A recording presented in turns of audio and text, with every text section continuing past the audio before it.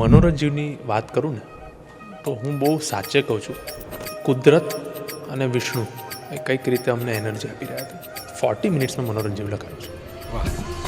આજે મારે તમને એક એવા કવિ સાથે પરિચય કરાવવો છે કે જેમણે તાજેતરમાં જ એવા ગીતો ગુજરાતી ફિલ્મને, ગુજરાતી પરિવારોને આપ્યા છે કે જે રોજ સવારે પોતાની પૂજામાં સાંભળી શકે છે અને મનને એક અધ્યાત્મમાં લીન કરે છે.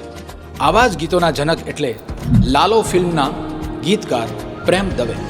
પિંજરામાંથી શબ્દ નથી નીકળતા. વાહ, ખૂબ સુંદર. આ hindrances will never let creativity come out of that person. Talented person can sleep hungry, hard working person want.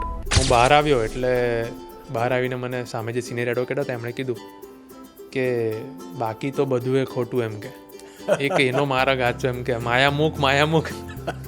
So I laughed. સર્જનને કોઈ સરહદો નથી હોતી અને કલમને કોઈ કાયદા નથી હોતા, નથી સિવાય કે છપાવવાનું હોય.